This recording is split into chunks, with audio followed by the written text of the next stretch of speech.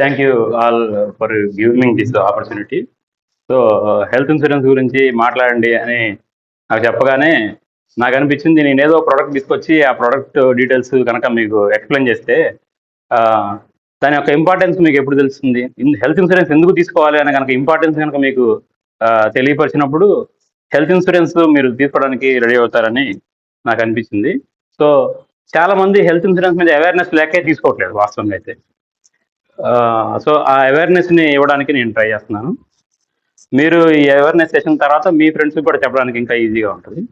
So ఈ session తీసుకోండి అని చెప్పినప్పుడు ఆలోచిస్తూ ఉంటే ఈ మధ్యలో మనకి ఇండిపెండెన్స్ డే వచ్చిందండి. సో ఇండిపెండెన్స్ డే సో ఆలోచించినప్పుడు అసలు మనకు స్వాతంత్రం వచ్చి ఇన్నాళ్ళైంది కదా, మరి హెల్త్ కేర్ మనకు ఎలా ఉంది అని చూసినప్పుడు what was the average life expectancy in India at 1947? 1947లో యావరేజ్గా ఒక మనిషి ఇంతకాలం బతుకుతాడని ఎక్స్పెక్టెన్సీ ఎంత ఉందని అనుకుంటున్నారు మీరు? కానీ ఇలా నేను చూసినప్పుడు నాకే ఆశ్చర్యం వేసింది అనమాట. అప్పుడు యావరేజ్ లైఫ్ ఎక్స్పెక్టెన్సీ వచ్చి 32 years మాత్రమే. మీరందరూ నమ్ముతారా లేదా అని నేను ఇట్స్ ప్రూఫ్ వచ్చాను అనమాట. సో నేను గూగుల్ చేసినప్పుడు గూగుల్లో మనకి క్లియర్గా చూపించింది, సో 32 years క్లియర్గా చూపించింది అనమాట. సో అప్పుడు నాకు ఆశ్చర్యం వేసింది, ఇది నిజమేనా అని నేను కూడా చాలా వరకు దాన్ని చూస్తే పరిస్థితులు నిజంగానే కనపడ్డాయి. సో అప్పుడు మెడికల్ ట్రీట్మెంట్స్ అన్నీ ఇలా ఉండేవి అనమాట. ఏదో నామినల్గా చూసి దాన్ని చేసేవాళ్ళు. మీరు కూడా ఒకసారి ఇమాజిన్ చేయండి, ఈ ట్రీట్మెంట్స్ ఈ ప్రాబ్లమ్స్ కనుక వస్తే అప్పుడు ట్రీట్మెంట్ ఎలా ఉండేది.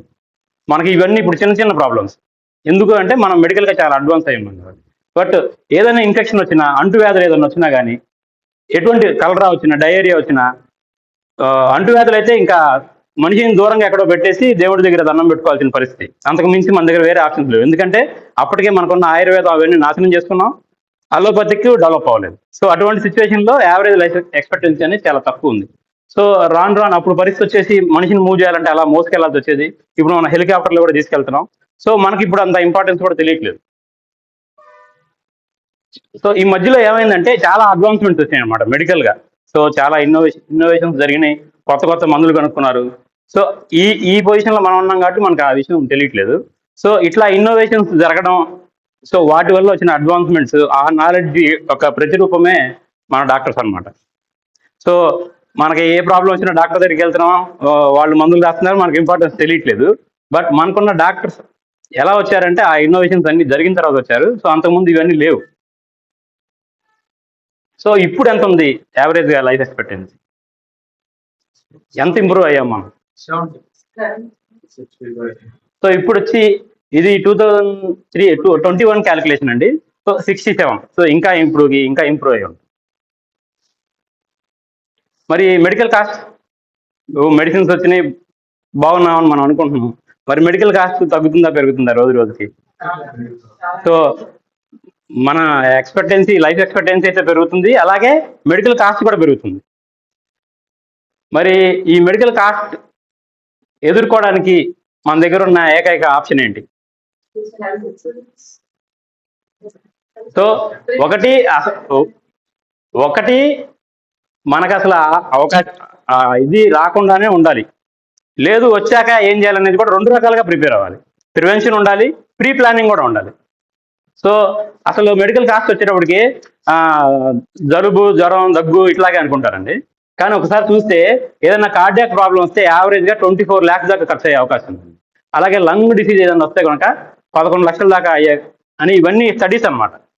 సో అలాగే క్యాన్సర్కి యావరేజ్గా 5 lakhs ఖర్చు అవుతుందని, లివర్ ప్రాబ్లమ్స్కి యావరేజ్గా 2 lakhs ఖర్చు అవుతుందని, కిడ్నీ ప్రాబ్లమ్స్ వస్తే కూడా ఇవన్నీ 2 lakhs దాకా అవుతుందని, ఇవన్నీ కూడా 2016 లెక్కలు. సో రీసెంట్గా నా దగ్గర దొరకలేదు. ఇంకా క్యాన్సర్లు అయితే రోజు రోజుకి కొత్త రకం పుట్టుకొస్తుంది అనమాట. ఇప్పటికే కొన్ని 100 రకాల క్యాన్సర్లు ఉన్నాయని చెప్తున్నారు. సో రోజు రోజుకి పుట్టుకొస్తున్నాయి. ఇవన్నీ కూడా డబ్బుతో లింక్ అయి ఉన్నాయి. వీటిని మనం ఎదుర్కోవాలంటే మనం మనీతోనే ముడిపడి ఉంది అనమాట. సో ఎవరైతే డబ్బుల పరంగా కొంచెం పర్వాలేదు, అఫోర్డబుల్ పీపుల్ ఉన్నారో వాళ్ళు ఇవన్నీ పెట్టుకోగలరు. కానీ మరి లేని వాళ్ళ పరిస్థితి ఏంటి? అందరూ ఇన్ని లక్షలు అయితే బ్యాంకులో పెట్టుకుని అయితే ఉండరు కదా. సో ఏంటి సొల్యూషన్ ఏంటి అంటే, మేడం చెప్పినట్టు ఒకటి ప్రివెన్షన్ అండి. రెండోది pre planning. So pre planning ఎప్పుడు చేసుకోవాలి మనం? ఏ ఏజ్లో చేసుకోవాలి? Early age. సో ఇవాళ ఆలోచిస్తే ఇవాళే, రేపు ఆలోచిస్తే రేపే. దానికి ఇంకా ముహూర్తం ఇవాళ వినాయక చవితి అమావాస్య అని ఏం లేదు. సో మన దృష్టికి కూడా వచ్చింది కాబట్టి ఇప్పుడే ప్లాన్ చేసుకోవాలి. సో మనకు ఏకైక ఆప్షన్ ఇన్సూరెన్స్, అంతే కదండి. అన్ని లక్షలు అయితే మనం బ్యాంకులో పెట్టుకోలేం. సో ఇన్సూరెన్స్ అనగానే ఒక రకమైన ఒక భయం వచ్చేసిద్ది అనమాట జనాల్లో, అరే ఇన్సూరెన్స్ ఏజెంట్ వస్తున్నాడు రా అని. అవునా కదా? అయితే మనకు తెలియకుండా మన లైఫ్లో చాలా ఇన్సూరెన్స్లు మనం కడుతున్నామండి. మనకు తెలియకుండా కడుతున్నాం. తెలిసి కట్టాలంటే కొంచెం బాధ అనిపిస్తుంది, కానీ తెలియకుండా చాలా కడుతున్నాం. అవేంటో చూద్దాం. మొబైల్ కొంటున్నాం, దాన్ని పౌచ్ చేస్తున్నాం, అంటే ఒక రకంగా దాన్ని సెక్యూర్ చేయడానికి మనం ఇన్సూరెన్స్ చేస్తున్నాం, అంతే కదా. అలాగే కాళ్ళకి రోజు చెప్పులు వేసుకుని తిరుగుతున్నాం. సో మన కాళ్ళ ప్రొటెక్షన్ కోసం చెప్పుల రూపంలో ఒక ఇన్సూరెన్స్ కడుతున్నాము. అలాగే ఇల్లు కట్టుకుంటున్నాం, సీసీ కెమెరాలు పెడుతున్నాం, కెమెరాలు ఉన్నాయని ఊరుకుంటున్నాం, మళ్ళీ సెక్యూరిటీ గార్డును కూడా పెట్టుకుంటున్నాం. ఎందుకు? ఒక భద్రత కోసమే. సో ఇది కూడా ఒక టైప్ ఆఫ్ ఇన్సూరెన్సే. అలాగే బండి కొంటున్నాం, అది మనకి ప్రొటెక్షన్ కోసం హెల్మెట్, బెలూన్స్ ఇట్లాంటివన్నీ కూడా ఏర్పాటు చేసుకున్నాం. ఇది కూడా ఒక రకమైన ఇన్సూరెన్స్, ఎందుకంటే వాటికి కూడా ఛార్జే కదా. సో ఇటువంటి ఇన్సూరెన్స్లన్నీ మనం కడుతున్నాం. తెలిసి కట్టాలంటే కానీ కొంచెం ఇబ్బంది అనిపిస్తుంది మనకి, అంతే. సో ఇవన్నీ కూడా మన వెల్త్ ప్రొటెక్షన్ కోసమే. ఏదైతే మనం కష్టపడి సంపాదిస్తున్నామో అది ఊరికే పోకుండా దాని ప్రొటెక్షన్ కోసమే ఇన్ని రకాల ఆప్షన్స్ మనం చూస్ చేసుకుంటున్నాం. సో ఇందా చెప్పినట్టు ఈ టైమే మంచి టైం ఇన్సూరెన్స్ విషయంలో వచ్చేటప్పటికి. ఏంటి ఇన్సూరెన్స్ తీసుకున్న వల్ల బెనిఫిట్స్ ఏంటంటే, ఏదైతే మెడికల్ ఎక్స్పెన్సెస్ పెరుగుతున్నాయో అవన్నీ మనం తట్టుకోగలుగుతాం. అలాగే మన ఫ్యామిలీకి ఒక సెక్యూరిటీ ఇచ్చినట్టుగా ఉంటుంది. ట్యాక్స్ బెనిఫిట్స్ కూడా ఎలాగో గవర్నమెంట్ మనకి ఇస్తుంది కాబట్టి మనకి ఇన్ని రకాల బెనిఫిట్స్ ఉన్నాయి. ఈ విషయం తెలియగానే వెంటనే గూగుల్లోకి వెళ్ళి బెస్ట్ హెల్త్ ఇన్సూరెన్స్ అని మనం టైప్ చేస్తామండి. కానీ బెస్ట్ హెల్త్ ఇన్సూరెన్స్ నా భాషలో నేనైతే నా కంపెనీ అని చెప్పుకోవాలి వాస్తవంగా. కానీ బెస్ట్ హెల్త్ ఇన్సూరెన్స్ కంటే కూడా బెస్ట్ టైమే ఇంపార్టెంట్ అండి. మనం ఏ టైంలో ఇన్సూరెన్స్ తీసుకుంటున్నాం, ఆ టైంకి మనకేం ప్రాబ్లమ్స్ ఉన్నాయి. ఎందుకంటే ఒక ఇన్సూరెన్స్ ఏదైనా కానీ ఇన్సూరెన్స్లోకి ఎంటర్ అయ్యే ముందు ప్రాబ్లమ్స్ ఉంటే వాటి కండిషన్స్ ఉంటాయి. సో మనం మంచిగా ఉన్నప్పుడే హెల్త్ ఇన్సూరెన్స్ తీసుకోవాలి. ఆ తర్వాత ఏదైనా వస్తే ఆ వచ్చిన టైంని బట్టి మనకు కవరేజ్ అనేది వస్తుంది. నువ్వు ఎలిజిబుల్ కాకపోతే ఎంత మంచి కంపెనీ అయినా క్లెయిమ్ రిజెక్ట్ చేసే అవకాశం ఉంది. సో ప్రతి దగ్గర కూడా టైం మ్యాటర్స్ అనమాట.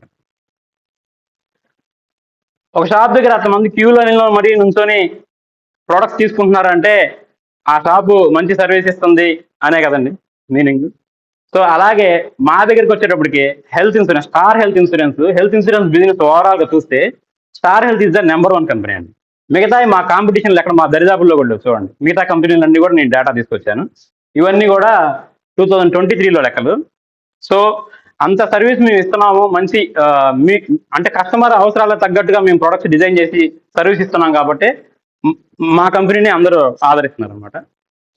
సో మా కంపెనీ ప్రొఫైల్ వచ్చేసి ఫస్ట్ స్టాండ్ అలోన్ కంపెనీ అండి, హెల్త్ ఇన్సూరెన్స్ కంపెనీ. అంటే ఒక హెల్త్ ఇన్సూరెన్స్ కోసమే ఒక కంపెనీ ఉండాలి, అప్పుడే మంచి సర్వీస్ ఇవ్వగలం అనే ఉద్దేశంతో స్టార్ట్ చేసిన కంపెనీ. అలాగే 15,000+ నెట్వర్క్ హాస్పిటల్స్ ఇంకా రోజు రోజుకి యాడ్ అవుతూ ఉన్నాయి. సో మీరు ఏ ఊరు వెళ్ళినా, చిన్న చిన్న ఊర్లు వెళ్ళినా స్టార్ హెల్త్ నెట్వర్క్ హాస్పిటల్ ఉంటుంది. అలాగే పెద్ద ఊరు ఏదన్నా బెంగళూరు, చెన్నై, ఢిల్లీ వెళ్ళినా కానీ మా నెట్వర్క్ హాస్పిటల్ ఉంటుంది. సో మా దగ్గర హెల్త్ ఇన్సూరెన్స్ తీసుకున్నందువల్ల మీకు ఎక్కడైనా సర్వీస్ దొరుకుతుంది కాబట్టి ఖచ్చితంగా మీరు స్టార్ హెల్త్ని చూస్ చేసుకోవచ్చు. అలాగే ఇన్ హౌస్ క్లెయిమ్ సెటిల్మెంట్, అంటే చాలా మంది ఇన్సూరెన్స్ ఒకళ్ళు ఇస్తారు, క్లెయిమ్ ఇంకోళ్ళు సెటిల్ చేస్తారు. మా దగ్గర అలా కాదండి, మేమే ఇన్సూరెన్స్ ఇస్తాం, మేమే క్లెయిమ్స్ కూడా సెటిల్ చేస్తాం. అలాగే ఫ్రీగా సెకండ్ మెడికల్ ఒపీనియన్. ఒక దగ్గరికి వెళ్ళాం, చాలా మంది ఏదైనా సర్జరీ చేయాలనగానే ఇది నిజమా కాదా అని ఒక డౌట్ ఉంటుంది అనమాట. సో ఆ డౌట్తోనే ట్రీట్మెంట్ చేసుకోవాల్సి వస్తుంది, లేదంటే ఇంకో డాక్టర్ దగ్గరికి వెళ్ళాల్సి వస్తుంది. మా దగ్గర ఫ్రీగా మా డాక్టర్లతో మీరు మాట్లాడే అవకాశం కూడా ఉంటుందన్నమాట. 1 కోటి క్లెయిమ్స్ సెటిల్ చేసిన ఏకైక కంపెనీ స్టార్ హెల్తేనండి, కంపెనీ పెట్టిన కాడి నుంచి. సో మేము ఎంత కేర్ తీసుకుంటాం అంటే మా కస్టమర్లకి ఇప్పుడు ఫ్లూ చూస్తున్నారు కదా, సో ఫ్లూకి సంబంధించి వ్యాక్సినేషన్ ఉంది. డాక్టర్స్ చెప్తానంటారు వ్యాక్సిన్ వేయించుకోండి అంటే, కానీ మనం చాలా నెగ్లెక్ట్ చేస్తూ ఉంటాం. కానీ ఆ వ్యాక్సినేషన్ కూడా మనం ఎందుకు ఫ్రీగా ప్రొవైడ్ చేయకూడదు అని మా కస్టమర్లందరికీ మేము ఫ్లూ వ్యాక్సినేషన్ ఫ్రీగా ఆఫర్ చేస్తున్నాం అనమాట. అలాగే ఇంకోటి ఏంటంటే అసలు ఆరోగ్యశ్రీ మనం ఇప్పుడు చాలా మంది డీల్ చేస్తున్నారు. ఈ ఆరోగ్యశ్రీ ఇలా ఉండాలి, ఇలా చేస్తేనే ఇది మనకు బాగా వర్కౌట్ అవుతుందని ఆ రూపకల్పన అంతా కూడా స్టార్ హెల్త్ ఫస్ట్లో స్టార్ హెల్తే డీల్ చేసింది అనమాట. సో హెల్త్ ఇన్సూరెన్స్ లో వీఆర్ ద ఎక్స్పర్ట్స్. అలాగే హెల్త్ ఇన్సూరెన్స్ పెద్ద వయసు అయితే ఇవ్వరు అనే అపోహలు ఇప్పటికీ ఉన్నాయండి. ఈ మధ్య ఐఆర్డీఏ కూడా అనౌన్స్ చేసింది, అంతకుముందు నుంచి కూడా మేము ప్రొవైడ్ చేస్తున్నాము. ఎనీ ఏజ్ హెల్త్ ఇన్సూరెన్స్ మేము ఇస్తాం. ఇలా చెప్పినట్టు యంగ్స్టర్స్కి తక్కువ ప్రీమియంలోనే మా దగ్గర ప్రోడక్ట్ ఉందండి. అంత తక్కువ ప్రీమియంలో అయిపోయింది. తక్కువ ప్రీమియంలో వేరే ఏ కంపెనీలో లేదు. అలాగే మా దగ్గర సాల్వెన్సీ రేషియో అంటే ఇబ్బడి ముబ్బడికి ఒకేసారి క్లైమ్స్ వచ్చినా కానీ తట్టుకోలేని కెపాసిటీ స్టార్ హెల్త్కి మాత్రమే ఉందండి. మిగతా ఏ కంపెనీలకి అంత కెపాసిటీ లేదు. అలాగే హోమ్ హెల్త్ కేర్, ఇంటి దగ్గరికే వైద్యం ఆఫర్ చేస్తున్నాము. ఆన్లైన్ కన్సల్టేషన్ కూడా అన్లిమిటెడ్గా ఇస్తున్నాం మేము. స్పెషాలిటీ కేర్ ప్రోడక్ట్స్ అంటే కార్డియాక్ ప్రాబ్లం వచ్చినా, డయాబెటీస్ వచ్చినా, క్యాన్సర్ వచ్చినా, ఇంకా స్పెషల్ కేర్ అంటే ఆర్టిజం పిల్లలు ఉంటారు, వీళ్ళందరికీ ఇన్సూరెన్స్ లేదు, బయట మామూలుగా ఇవ్వరు. బట్ స్టార్ హెల్త్లో మేము ఇస్తున్నాం అండి. ఈ విషయం కూడా చాలా మందికి తెలియదు. అలాగే ఒక ఉమెన్ హెల్త్, ఒక ఉమెన్కి సంవత్సరం ఏ అవసరం ఉంటుంది అవి కూడా మేము గమనించి వాళ్ళ కోసం ఒక ప్రోడక్ట్ ఫ్రీగా వాళ్ళకి హెల్త్ చెకప్ కూడా మేము అందులో ప్రొవైడ్ చేసి ఇస్తున్నాం అనమాట. సో ఇంకా నా గురించి కూడా ఒక మాట చెప్పుకోవాలి కాబట్టి, నేను వచ్చి ఒక MBA గ్రాడ్యుయేట్ అండి. ఎందుకు ఈ మాట చెప్తున్నాను అంటే చాలా మంది ఇన్సూరెన్స్ ఏజెంట్లు పెద్దగా చదువుకోలేదు. సో దానివల్ల కస్టమర్స్ నష్టపోయే అవకాశం ఉంది. సో నాది వచ్చి నేను MBA చేస్తున్నాను. అలాగే చాలా మంది కంప్యూటర్ వాడడం కూడా రాదండి నేను గమనించినంత వరకు. సో నాది వచ్చి గ్రాడ్యుయేషన్ కంప్యూటర్ అప్లికేషన్స్లో అయిపోయింది. అలాగే నేను ఒక ఫైనాన్షియల్ అడ్వైజర్, నేను ఇన్సూరెన్స్ ఏజెంట్ కానీ నేను ఒక ఫైనాన్షియల్ అడ్వైజర్. సో ఈ రెండింటికి తేడా ఏంటంటే ఫైనాన్షియల్ అడ్వైజర్ మీకేది బెస్ట్ అదే చేయగలుగుతాడు. ఇన్సూరెన్స్ ఏజెంట్ అంటే ఒక ప్రోడక్ట్ని పట్టుకొని ఇదే తీసుకోండి అనే అవకాశం ఉంది. అలాగే నాకున్న ఓవరాల్ ఎక్స్పీరియన్స్ కూడా హెల్త్ కేర్, ఇన్సూరెన్స్ రిలేటెడ్ అండి. సో దానివల్ల మీకు కొంచెం న్యాయం చేయడానికి హెల్త్ ఇన్సూరెన్స్ పరంగా అవకాశం ఉంటుంది. అలాగే నేను ఫుల్ టైం అడ్వైజర్ని. నేనేదో పార్ట్ టైం వేరే పని చేసుకుంటూ మీకు పాలసీలు చేయట్లేదు అనమాట. సో నేను ఫుల్ టైం అడ్వైజర్ని. ఇప్పటి వరకు ఒక 150 ఫ్యామిలీస్ దాకా నేను సెక్యూర్ చేశాను. అలాగే నాకున్న ఇంకో బెస్ట్ అడ్వాంటేజ్ ఏంటంటే 24/7 నేను అవైలబుల్ అండి కాల్లో. మీరు కూడా అంతకుముందు ఎప్పుడు ఫోన్ చేసినా కానీ నేను ఫోన్ ఎత్తని సందర్భం అంటూ ఉండదు. అలాగే నేను కంపెనీ ఎంప్లాయీని కాదండి, స్టార్ హెల్త్లో ఎంప్లాయీని కాదు. సో మా కంపెనీ బెస్ట్ అని చెప్పడానికి నేను ఒక అడ్వైజర్. నేను మంచి కంపెనీని చూస్ చేసుకొని దాని ద్వారానే నేను మీకు సర్వీస్ ఇవ్వగలుగుతాను. సో ఉన్న వాటిలో స్టార్ హెల్త్ బెస్ట్ కాబట్టి నేను అదే చూస్ చేసుకొని మీకు సర్వీస్ చేయడానికి రెడీగా ఉన్నాను.